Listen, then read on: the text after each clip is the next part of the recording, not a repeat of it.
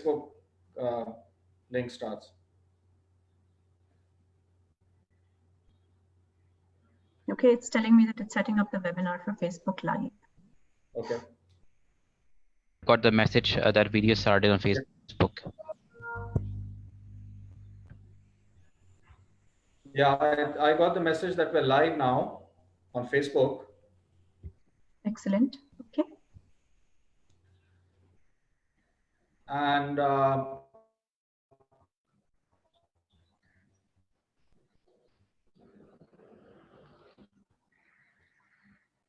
anybody monitoring the Facebook page? Yes.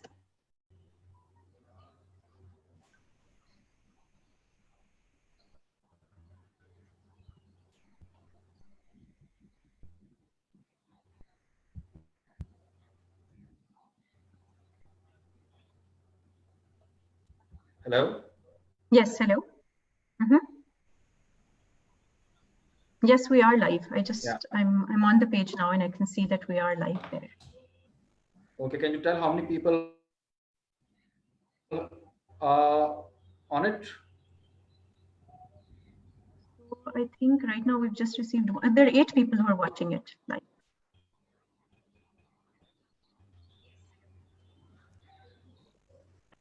Now there are 10. Excuse me? There are 10 people now. Okay. Okay, so I think, yeah, we can begin before we, people are, I suppose, are just going to come and go. That's so what I think as well. Yes. All right. So Assalamu alaikum, everybody. Thank you so much for joining us for our first Epiphany Talks session with Niran Rehman. As we mentioned earlier, Epiphany Talks is an interactive online series of events featuring different fireside chats, panel discussions, and other such sessions to respond to the learning needs of our community. And we also think that these series are very important because we will be featuring different experts from different industries that are most affected by the current crisis, both positively and negatively. So for our first session, we are delighted to have Mr.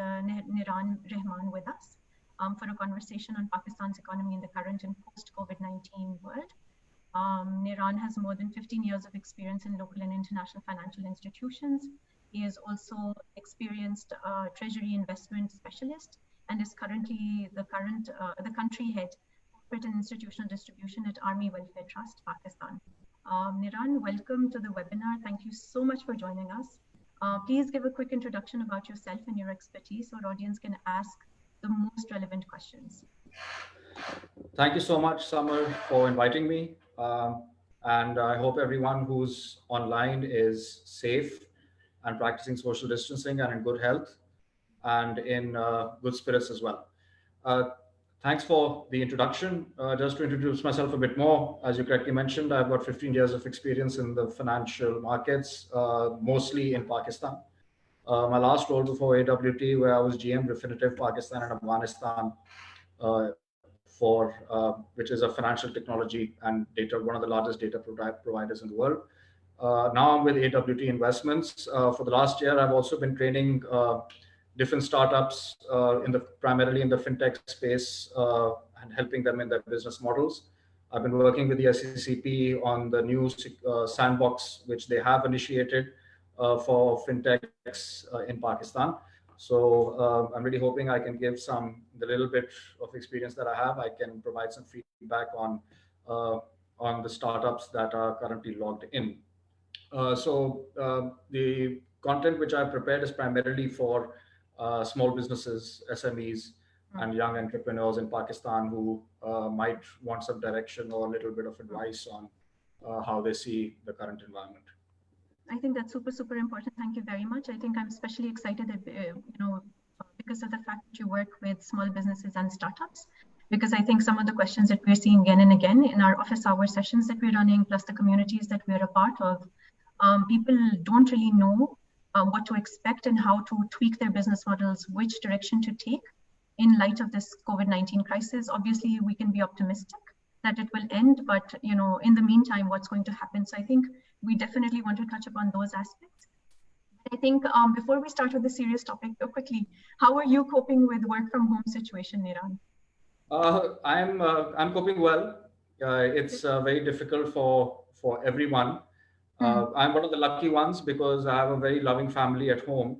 So we keep each other motivated and encouraged and try to spend quality time together. Work from home. Now that you mentioned it, it's a lot more. It's a lot more difficult. It provides a lot of strain mentally because there's a lot more to perform and it's difficult. Sometimes it gets very difficult to organize and get people together, you've gotten people together for this session. And it's actually more challenging than working in a community or working in an environment in an office space. Your productivity levels are definitely affected, and some tasks which were ready because the most successful people are those who work in teams well. And Absolutely. And working from home, I feel the little experience that we've had in the last month or so, it has impacted teamwork, but it has also resulted in many teams finding solutions in a better and more productive way as long as the objective is achieved. That's one of the bigger challenges which we're going to face is on how teams operate and without getting into those natural silos that might be created from social distancing. Absolutely, and I think that's one of the things which has been the most critical. How do you keep yourself motivated? How do you keep your teams motivated while this crisis lasts, and also while you're also trying to really come up with different strategies and solutions to cope with this. So I think I would really like you to set the context and tell us what's going on. How is this crisis affecting Pakistan's economy? During the COVID crisis, what is it that we can expect? Yeah, thanks. It's a really broad topic, so I'm going to try to cover as much as I can and as much as possible. Over the weekend, while I was preparing, the World Bank issued a report on South Asia and the economic impact the COVID-19 is going to have on the economies in South Asia. They've called it a perfect storm. The World Bank feels that the Pakistan economy is going to contract. It is not going to expand. It is going to contract, which means that there is a high possibility that we may face a recession. Now, according to the World Bank, the economy is probably the fiscal contraction is going to be between 1.3 and 2.2% by 2021. Pakistan has never been in a recession before, technical recession before, where there is no GDP growth. We have been in a recession, which was which was around 68 years ago, when we had just started our journey as a nation. But technically, a recession which is negative GDP growth in 2 consistent quarters, we have never actually faced that. So this is completely unprecedented. We have seen political instability, but we've never theoretically seen a recession where our growth trajectory is actually in the negative. So that's what the World Bank feels. A lot of people might disagree with what they're saying, but that is the way they feel. Now, I just want to touch on some numbers, especially for the startups over here. Out of a population of 220 million, 24% of Pakistanis are below the poverty line, which is around 52 million people. The multidimensional poverty index, which we also refer to in layman terms as the daily wager, who is just on a survival basis, on a day-to-day or a week-to-week basis, that's 39% of the population of 220 million. And that is in the current environment, which you can call the pre-COVID-19 environment, where you have 63% of the people in Pakistan on the multidimensional poverty line or below the poverty line. That's around 138 million people. When the startups, which I've been working with in the last year, and the majority of the proposals which we see in Pakistan, they normally, besides the fintech sector, which is directly linked to financial inclusion and financial automation, we do not see many startups concentrating on these 130 or 140 million people. Majority of the companies which are coming in, they're on the lower middle class, the middle class, ones which already have motorcycles, ones which can probably afford a car, or ones which have a skill, ones which have a certain skill, or the consumer. That's a market size of around 75 and 80 million. So a lot of business models which you review are on, they have a customer base of around 50 million, 60 million, maximum maybe 70 million when you see Pakistan. And the 140 million people who are in the multidimensional poverty line, these are the people who are going to be impacted the most. And it's tough for me, and it's very difficult for me to say this, but this is a number which there's a very strong chance that this number is going to increase in the existing and post-COVID-19 world. In the last 25, 30 years, what we witnessed in Pakistan also is urbanization, very similar to what we have witnessed in Bangladesh and India. China went through it, and urbanization has changed the way it is reduced in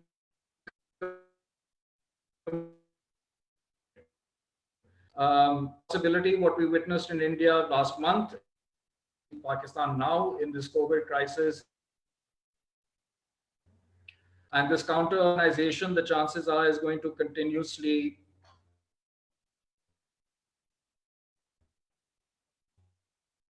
hello. Increase in counter-urbanization. I think maybe if you can repeat that, Niran, because you're breaking up. Yeah. So I'm just going to repeat that. There is a very strong possibility that we do witness counter-urbanization.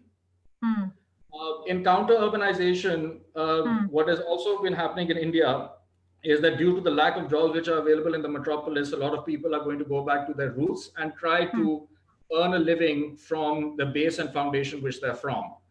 A lot of this this is the reason why out of the 900 billion PKR package which the Pakistani government recently announced, out of that 100 billion has been specifically kept for small, medium enterprises and cottage industries. Pakistan has got a very big small, medium enterprise and cottage industry, which is part of the real economy, which is part of, which has a production element to it. What we witnessed in the last 10 to 15 years is that there are SMEs and cottage industries which are into the production of goods and provide certain services. And this is where the government is concentrating on in the relief package. If you look at the $2 trillion package which the United States has announced, the $2 trillion package in the United States, out of that, 367 billion has been allocated to small businesses in the United States. So out of the relief packages which we've seen, there's a very, very large allocation which has been allocated to small businesses. Yes. There's a reason for that. The reason for that is, I understand that a lot of people in the audience and are watching right now and who are involved with Epiphany are into startups, are into automation, are into technology, and are into creating disruptive business models. What we're witnessing in Pakistan and probably globally is the huge disruption in supply chain and production. That's just what we're witnessing on the production side, where we've had a complete closure of certain production lines which have taken place. And that has led in, and also on the distribution side, which has led in supply chains, an almost closure of certain supply chains. For this, it is very important to mention over here that the link between the real economy and what we have seen on the distribution and automation side in Pakistan, they both are linked. We cannot continue on this services bandwagon as long as our production and our real economy is suffering the way it has. Right. So looking at the government incentive and looking at the incentive which has been provided in the US for small businesses, and looking at the deficient, the exponential, the exponential increase in unemployment in urbanization, and the deficiency in production, it could be a time where we have to go down the traditional route for our local entrepreneurs, where they're concentrating on production. Right. Because that is where the government is incentivizing in. That is where the institutions, the banking system, the microfinance banks, large corporations, this is where the incentives are coming, where unemployment is generated in rural and semi-rural areas, and we can get people employed from decentralizing the geographic structure. So this is one way of looking at it. Everything is connected. Nothing is operating in silos. We have seen, this is on the supply side. If you see the demand side, in this unprecedented crisis, we have seen certain top lines actually drop to zero. We have had a huge wholesale and retail business in this country, which has done very well with a growing middle class and has had exponential sales. We've seen infrastructure development and huge retail outlets finally becoming national institutions. And we have seen these numbers, also the top line numbers of revenue actually drop down to zero for the first time. So on one side, you have a situation where you need to work on production with the partnership of the government, and then the other side, the government has to provide incentives to again trigger demand within the economy. As long as we do not have those tools in place to trigger demand, the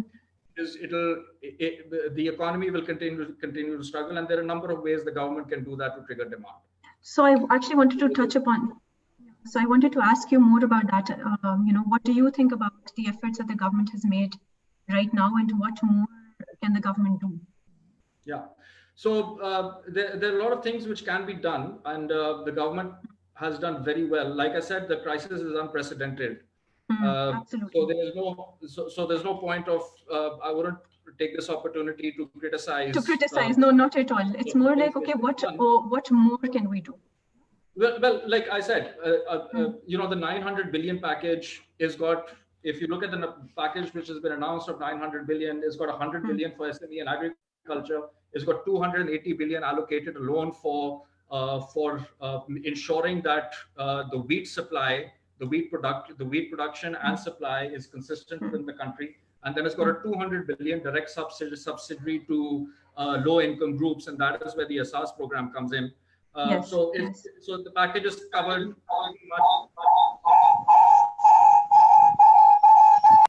I think somebody's mic is on. Yeah. So the package is covered pretty much what it needs to cover.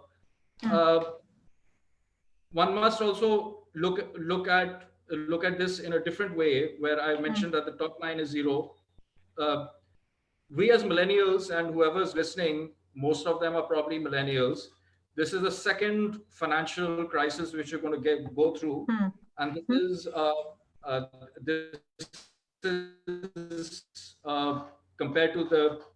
being compared to the Great Depression. This is a very different crisis from 2007. The 2007 crisis was man-made. This is a crisis which is made by nature. The 2007 crisis was made by complex financial instruments and leverage. This crisis has been made by nature and has got nothing to do with leverage or an excessive demand which has been created within the economy. So this crisis needs to be handled very differently. If quantitative easing was used to generate demand in the US economy, and zero interest rates were used to generate demand in Pakistan, that might not be the case here. When we look at the financial markets and businesses, for me, it's very simple. If your production and your corporate earnings are not growing, it is very difficult for the financial markets, specifically the secondary equity markets, to perform. And we have seen. So sorry, Niran, to just interject here. So we've received some comments on Facebook that we're going too fast. So maybe if we can slow down the pace a little bit and just, perhaps help people understand more.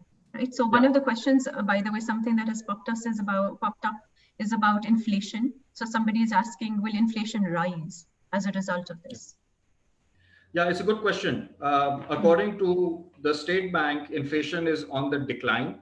Our consumer price index is on the decline. And one of the major reasons for that is the lack of demand, the unprecedented fall of consumer demand, which we have seen within the economy. Right. And well, there was an OPEC deal today, but before that, we saw oil prices also taking the hit because of the lack of demand in the global economy. So is inflation going to rise? According to the State Bank of Pakistan, the inflation now has peaked and it is going to fall primarily because of the lack of demand in the economy. Okay. Having said that, so inflation is already falling. Our current inflation rate is around 10.7. And if you listen to that's the CPI. And if you listen to the recent comments by the governor, it should be in single digits. And then, of course, the central bank should act accordingly on the benchmark interest rate and the cost of lending as the inflation rate decreases. So the answer is, according to the numbers which we're seeing, and because of the lack of demand in the economy, inflation should subside. So question here. Yeah. Sorry, go ahead, complete your thought. No, that's fine. I don't want to, if the question is restricted to inflation, inflation should subside, both because, primarily because of a lack of demand. I do not want to get into the interest rate environment right now, because baat lambi ho jayegi. Let's, we can take another question. But so follow up, right? So post-COVID, what do you expect? If the consumer demand goes up, then what will happen to inflation? Look, it's very difficult to say because, as I mentioned again, unprecedented is a word which I'm using a lot these days. But I can give you my personal opinion on it, and people have multiple opinions. In 2007, the global economy, it was very difficult for the global economy to recover because of the initiative taken in the fiscal and monetary space to generate demand and bring the developed world back to consumption. Right. Personally, I don't think this will be the case this time. We are in an unprecedented environment, but I feel that once in a post-COVID world, especially if scientific and healthcare solutions have been provided and COVID-19 is under control, it is going to be a lot easier for the world to pick up. I feel, because it's not like 2007. I feel that in a post-COVID world, you will see consumption recover very quickly. You will see incentives coming in from the governments, and the purchasing power and the psychological impact of purchasing recover extremely quickly. I also feel that you might see exponential consumption and record consumption in a post-COVID world that you might not have seen before. So in a way, perhaps if businesses are already focused towards this production and anticipating this production, they would be better off right now if they started refocusing their energies on that that direction. Yeah, for the startups who are listening, I feel that right now is a very good time to assess how your business is being impacted. Again, I feel that we just have to be a bit more conservative and concentrate more on production and concentrate on your partners and your merchants. Because right now, your business model is very, very important, sure. But what's more important is how your partner's business is changing, how the merchants who you are involved with, how their business is changing. If you have a partner who is a producer, who's a merchant who produces clothes, for example, or is a huge retail business, how is his model changing? And because his success is also dependent on your success. You cannot for instance, e-commerce platforms, etc. Yeah, you cannot have a good business model unless you don't have good partners and merchants. So what's very important right now is that when you do your stress testing as a business, you should do an equal or more important stress testing on your partners and your merchants who your business is directly linked with. So I think we've started receiving quite a number of questions in this chat as well. So Waleed is asking, what do you think, which businesses will suffer more after lockdown? And what will be the leading businesses? Is it construction business, education, or what? What sector can grow off the mark after lockdown? Because there will be a huge demand for some things. What are those? Kindly enlighten us with your views. Okay, so look, there's no specific sector which I have in mind which is just going to outshine everyone else. There are some certain sectors which will be easier to grow than the other ones. Right now is just about survival. When you talk about the large institutions, particularly on the retail side or going to productions, I'm not talking about the healthcare sector right now. The healthcare sector is on the forefront. Education right now is going through a huge disruptive process, but in the post-COVID world, I do see more automation coming into education, and the conservative institutional business of education will change. But I also do feel that education will the educational system which is linked to student interaction will remain. I don't, the healthcare, just leaving the healthcare sector aside, right now, the retail and the institution and the retail business, the fertilizer business, retail in Pakistan right now has always been at the top of the conversation in the last 3 years. It is not representative, but the retail business and the construction business, construction will take time because to generate demand, I understand there's been a lot of talk about construction in Pakistan for the last 2 to 3 weeks, but on a personal view, construction is again very integrated in the economy and is completely linked with demand. It is completely linked with demand. It is a great trigger now it's elevated to an industry. It's a great trigger because a lot of industries are connected to it, such as steel, cement, consumer durables, taps, the cable industry.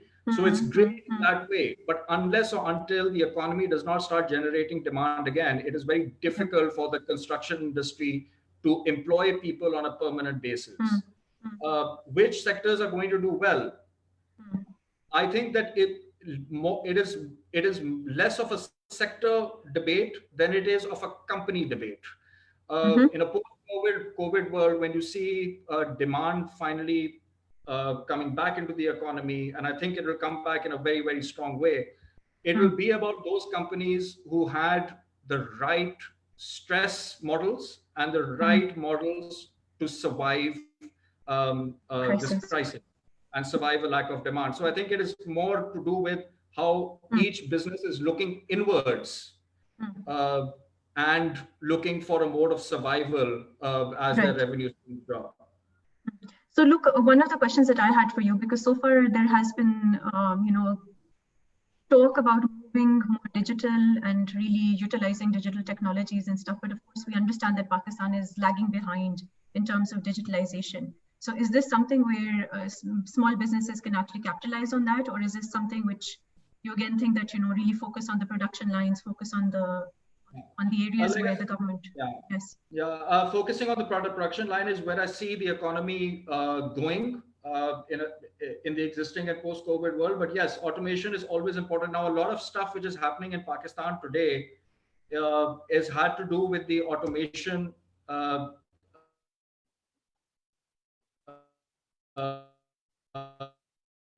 Your voice is breaking up, Niran, sorry. The automation which we've only because Nadra's I think, can you still hear me? Yes, now we can hear you, yes. Yeah, so SAS is reaching 12 million people today and distributing funds because their Nadra's automated. The banks have done extremely well in the last 4 years. Right now, Pakistan has got around 41.7 million bank accounts. And for a country which is got a huge population of under 18, 41 million bank accounts is pretty good. There's a lot of space for growth, but it's pretty good. So the government is actually really, when we talk about what SAS is doing and how the government is looking to distribute the subsidies to the poor, it is all because of the automation which we've seen in Pakistan in the last 3 years. And they have also partnered with private sector distribution startups such as Kareem and Baikia, who have done really to do that. So and we've also seen social impact startups playing a role, like Risk, for instance. Yeah, and all the hard work which everyone has put in the last 4 to 5 years to automate the financial system and to include financial inclusion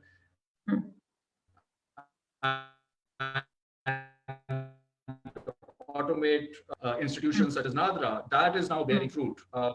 And that is all. So this will continue. The only thing which we need to focus on is that all of what we're talking about is also dependent on when we talk about financial automation, we're talking about the monetary sector. The hit is going to come in the real economy. Startups have received a lot of support from the SECP, from the State Bank, and from the government in the last 2-3 years. But we also need to understand that focus is now going to be heavily shifted on small and medium enterprises and cottage industries. So you might just be better off looking at production as an SME or a cottage industry, where everyone is willing to hold your hand, and and that is a way to generate employment as well. Of course, yes. We have seen a lot of unemployment happen during this automation bandwagon in the last 3 years. I'm just not COVID world. I'm just stepping back because of the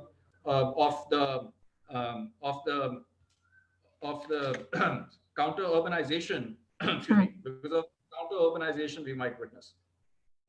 Okay, so we've got somebody who wants to ask his question verbally. Shahzad, of course. Shahzad, do you want to unmute yourself and go ahead? I'm unmuting you. Assalamu alaikum. Shahzad Dedi here.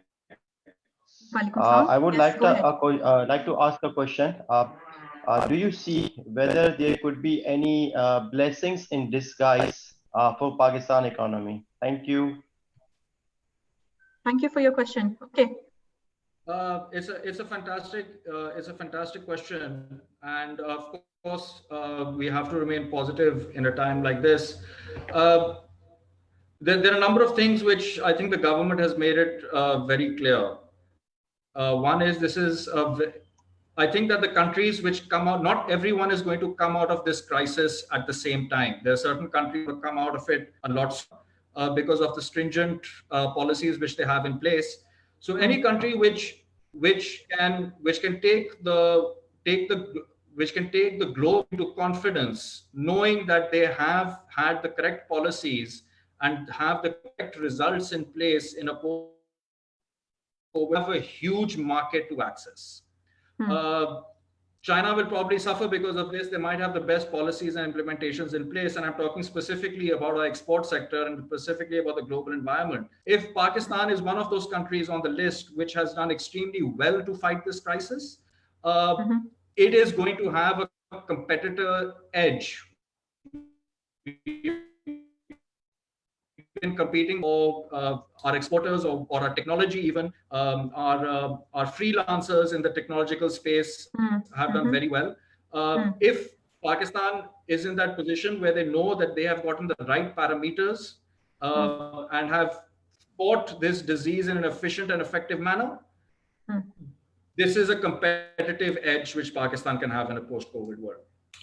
Secondly, savings are going to increase because of the lack of consumption in Pakistan and the lack of the lack of access to consume. Your middle class, which is currently in a bit of a mess, once the economy starts coming back on its track, you might see, because the disposable income is going down, other sorts of avenues are going to happen. So if Pakistanis who are in the middle class are smart, right now they are not spending. Your voice is breaking up. They should be losing, and of course charities. Sorry. Your voice broke up a little bit in the middle. Now? Yes. Just the last part that you were saying. Hello? Yeah. Yes, just the last part. Obviously, charity is exceptionally important, but it is also very important to have a savings culture at a time like this. And that also has positive impacts on the economy in a post-COVID world. Okay, so let's talk a little bit about that in a bit, but that's my question. And we already have some other questions from some other people. So Kamal had asked a question a little while back. He is saying, with the sales and revenues plummeting and mass bankruptcies expected, what factors lead you to see consumer spending returning exponentially? So I think you just answered that. He says, with the sales and revenues plummeting and mass bankruptcies expected, what factors lead you to see consumer spending returning exponentially?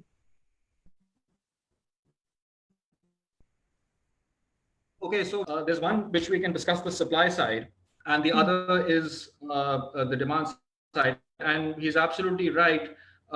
With the bankruptcies coming in on the retail, especially in the retail side and in the production side, it is going to be difficult for consumption to go up as people lose their jobs and become more unemployed. I had already mentioned earlier in the talk that right now in this environment, it is not about the sectors, but it is about each and every corporation on how they stay afloat in this crisis.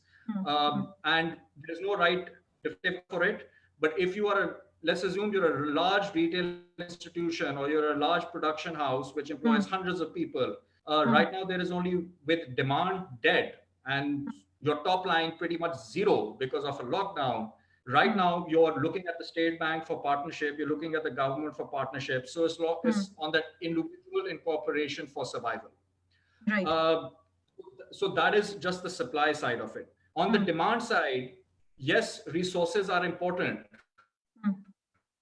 But on the demand side, you also have to see that demand has got something which a balance sheet and a company does not. That is the psychology and the behavioral consumption patterns of an individual or a community.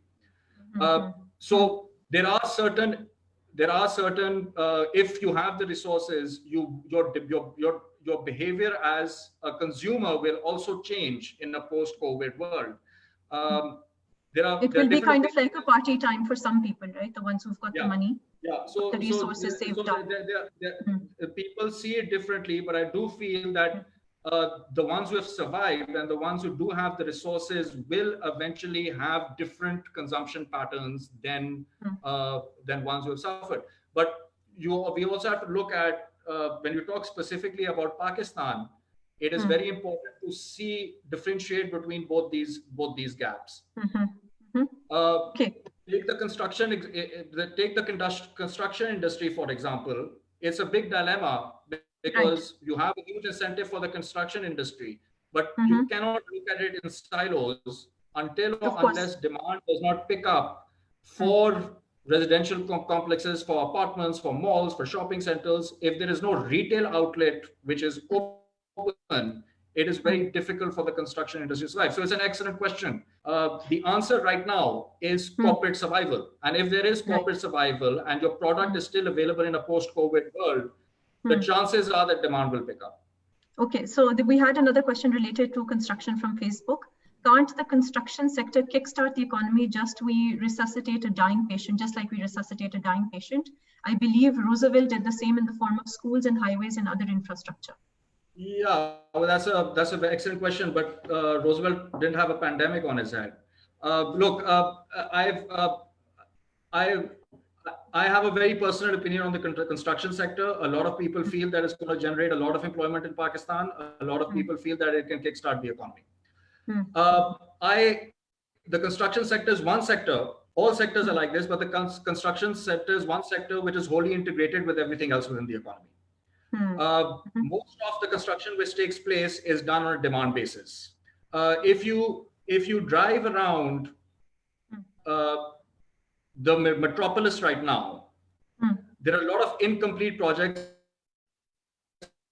in Pakistan, only because we have had such economic volatility in Pakistan that projects, 10 to 15 projects are put on hold and they are incompleted.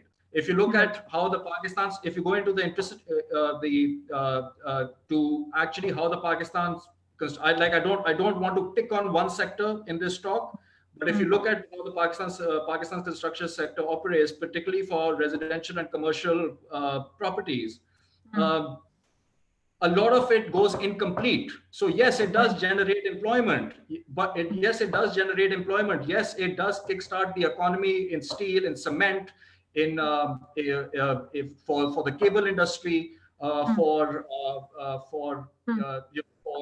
tiles, for marble, and it's got a linkage to just about every manufacturing sector.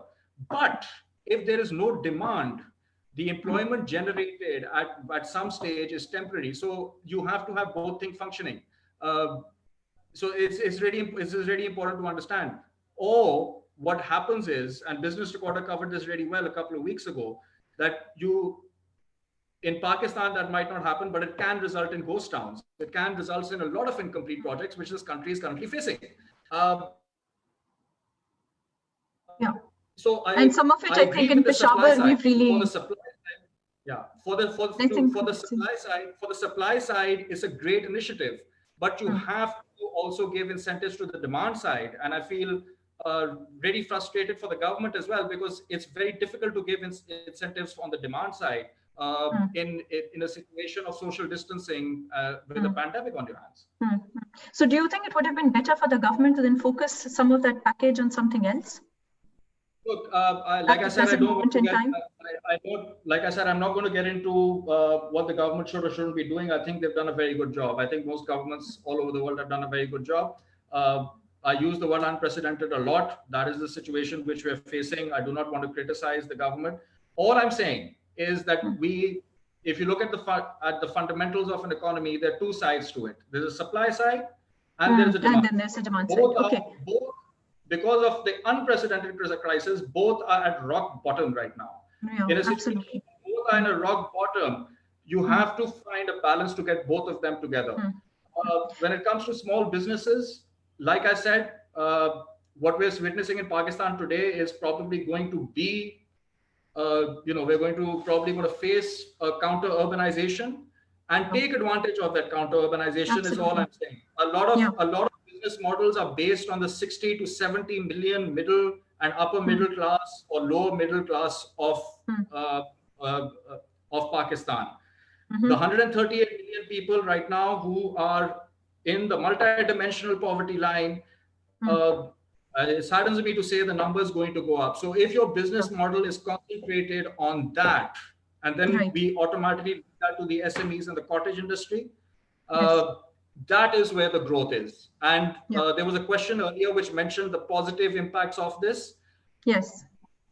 If we do this correctly, if all entrepreneurs online end up doing this correctly, we might see, there's a strong chance we might finally see employment generated in semi-rural and rural areas.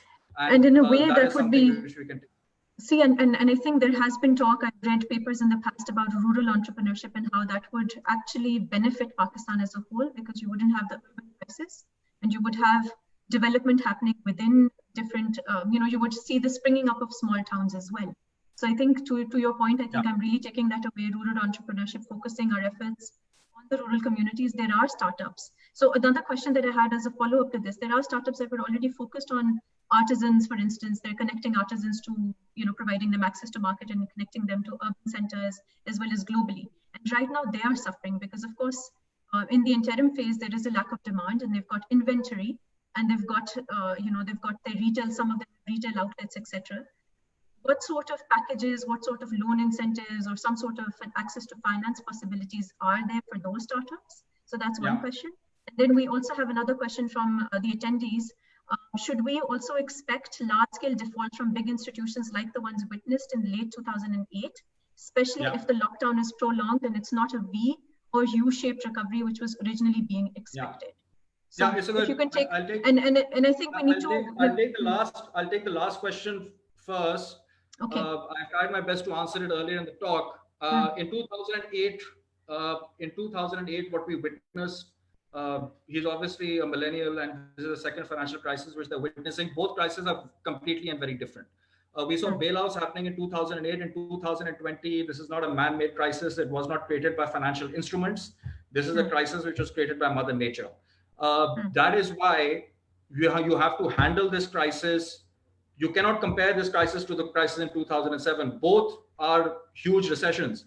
But in 2020, if you look at the $2 trillion package which the United States has sent, it's got 367 billion of the 2 trillion for small businesses and entrepreneurs. Out of that, 500 billion has been set for hospitals. Yes, there has been money which has been used to support the financial markets, but out of the 2 trillion, around 900 billion has gone into SMEs and gone into healthcare, which means that these institutions, which are currently right now saying that they're going to shut down or they're going to be post 2007, the chances of them actually coming back post 2020 is going to be again very different from what we saw in 2007. Because as I mentioned, the recovery is going to be a bit easier than it was in pre-2020. Now, like I mentioned, we're an unprecedented. We do not know how long this crisis is going to last. But you have to give demand a chance in a post-COVID world. And that is the only way we can see a possible recovery being a bit stronger than it was in 2007, because the crisis is completely different. We're not talking about we're going to continuously see incentives from different governments to ensure people don't lose their homes. We've already seen certain incentives taken by the private sector to ensure that people who cannot make rent on time are given extra time. Absolutely. We've seen in Pakistan, we've seen electricity and gas bills for people who consume less than a certain amount be written off. So we are going to see the support coming in from the government for certain individuals and certain sectors. This will eventually happen in a post-COVID world for institutions as well. But you have to give demand a chance in the post-COVID world, because the behavioral pattern of demand will change, unlike 2007.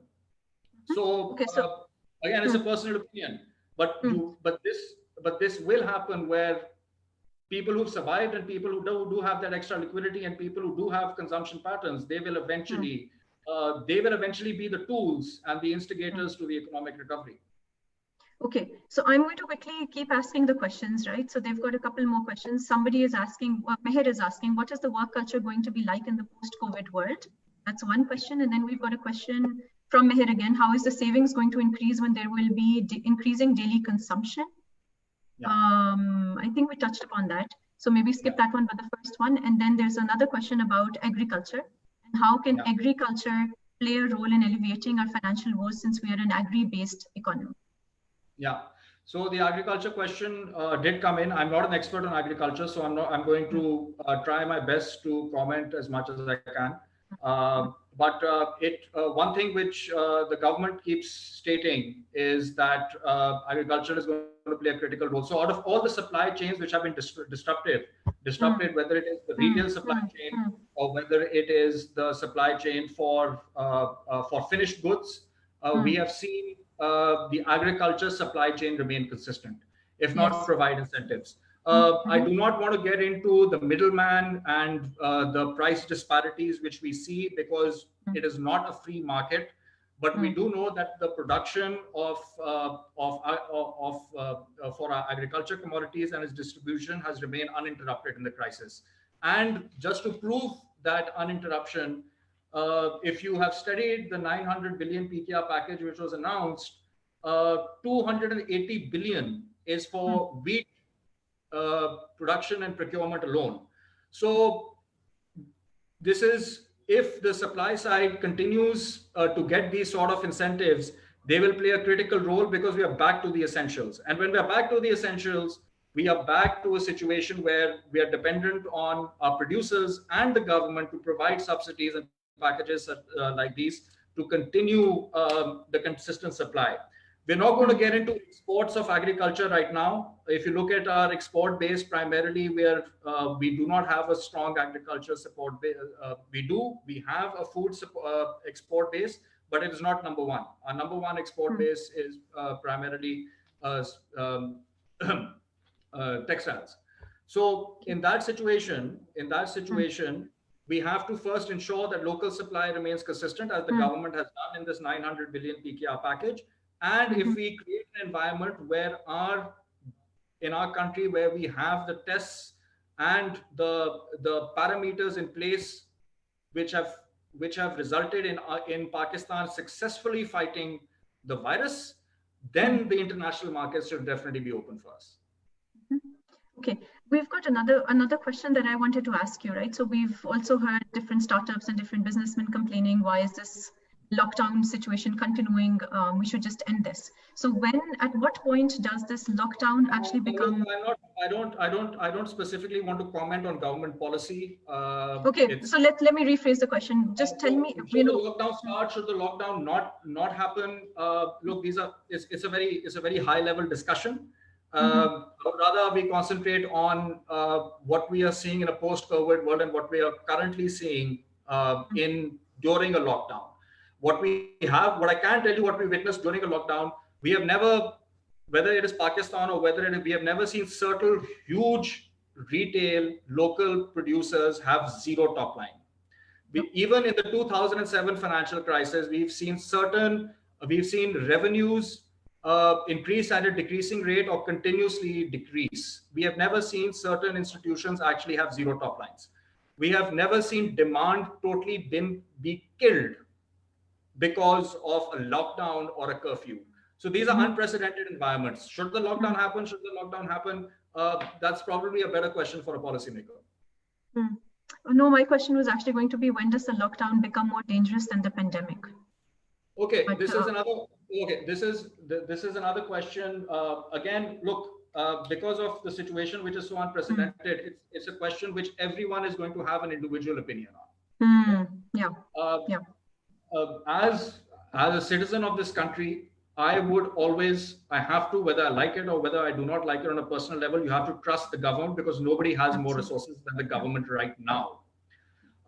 Whether it is on a provincial level or whether it is at a state level, you have to, because we have, in a democratic system, since we have put them in power, we have to follow their lead at this specific time.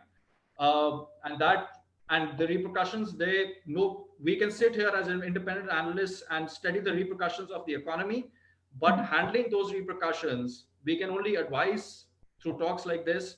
But my advice would be that whatever the government has decided, it is in an unprecedented environment, it is the decision which we should follow, and follow very diligently.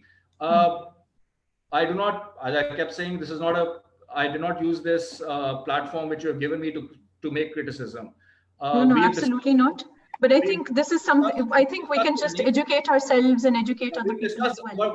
What I do want all the young entrepreneurs to do is look at the relief package which the government has announced. The 900 billion, around 5.6 billion US dollars. Out of that, there is, I have the number, I did quote it earlier on as well. Out of that, 100 billion is not much specifically for SME and agriculture. So the environment which we saw in the last 5 years, and we did a fantastic job, because as I mentioned, the reason why SARS is successful today is because of the financial automation which has been done by the banks, and the automation which the government has done specifically when it comes to NADRA and all these other institutions. But the future might be concentrated less towards this and more on SME and cottage size production to generate employment once you have a counter urbanization. So this is really important. Maybe the venture capital, the capitalists and the Series A and the accelerators and this financing specifically for automation, it declines a little bit.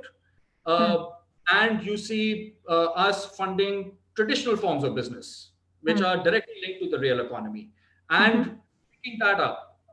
And that has advantages, that has a number of advantages for an economy as well. Okay, we have one more question. So he says, renowned Ivy League economist Niran Rehman stated that the fiscal space needed to rescue Pakistan from a COVID recession must be provided by external financial institutions like the IMF and World Bank. Can Pakistan steer itself out of this crisis, or do we need external? Who asked this question? So A gentleman called Zain. Okay. Look,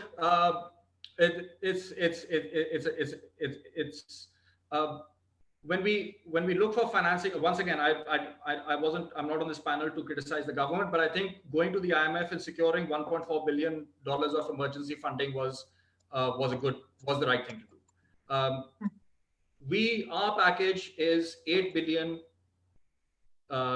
It's 5.66 billion US dollars, which is 900 billion PKR. And that is not, considering the deficient healthcare system we have, that really is not enough to fight a national and global pandemic. I don't think we had a choice. They made the correct decision by going to the IMF for that 1.4 billion. And let me just say that we are lucky that we are members of the IMF at this stage. There are certain countries right now, the currency in this country is devalued by around 7 to 10% since the crisis.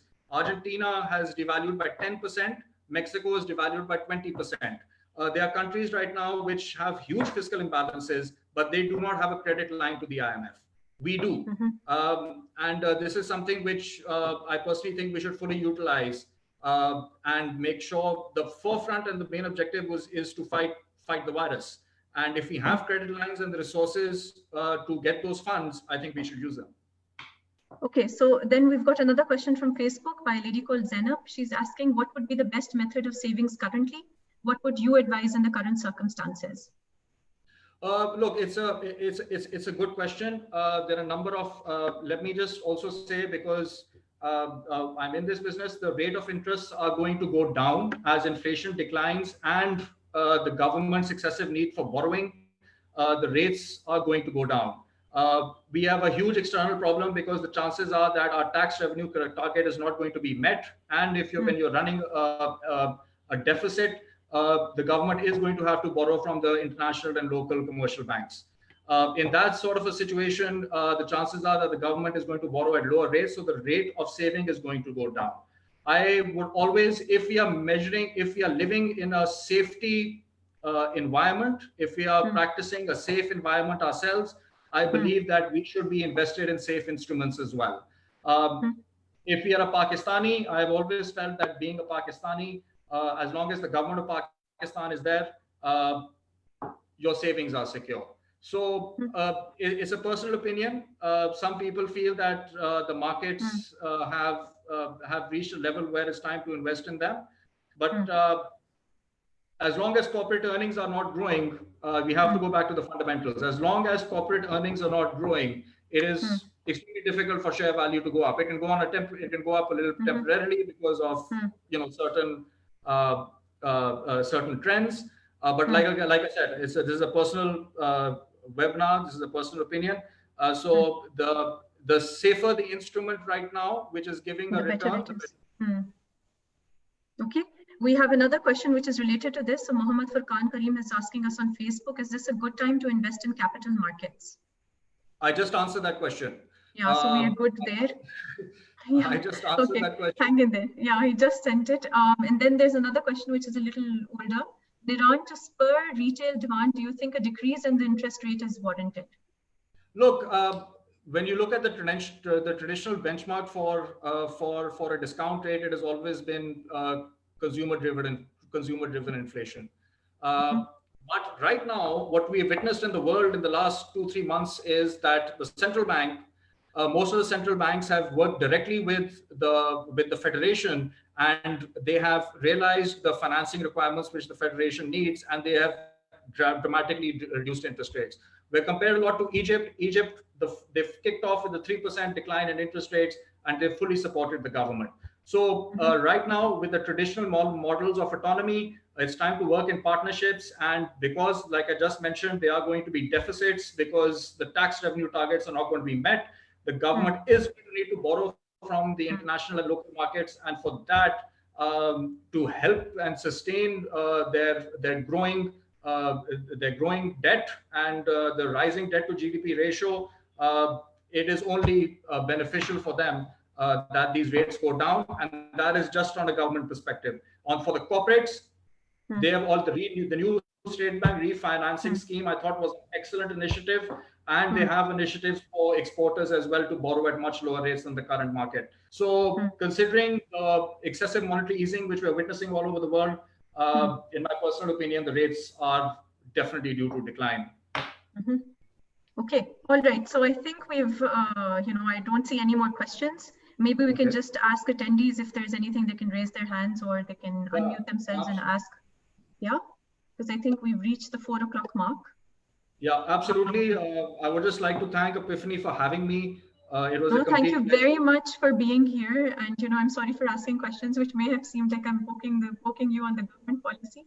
That's not the intention. It is more to understand, to comprehend as well, right? Because at times we hear all of this criticism. No, but I understand. I think I'm completely with you, Niran, because I think nothing like this has happened before.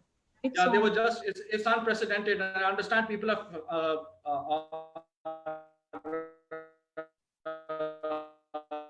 are facing difficulties. Your voice is breaking up as well. See, we're also facing difficulties. A couple of questions so a couple of questions on whether there should be a lockdown or whether there should not be a lockdown. I think the best answer for that was to just trust the government and the decision makers right now. If anybody has any other questions, please share my email address with everyone. Will do, absolutely. I'm always here for having me. Thank you very, very much. Thank you to all our attendees as well. Thank you for listening in. And we'll be back next Monday again, same time, with a session on the airline industry, battling for survival. So thank you very much. Bye-bye.